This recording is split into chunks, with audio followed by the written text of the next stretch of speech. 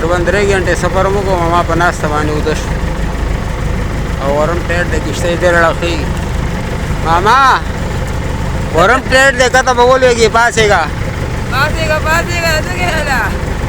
ورم ډېر دی به غړپ کته لاړ شي رانه او اوبه ډېرې ژورې اوبه دي درنې دي دا وګوره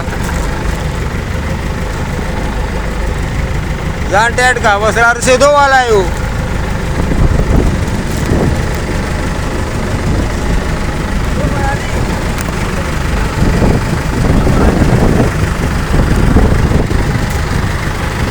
داسې غلطي مه کوه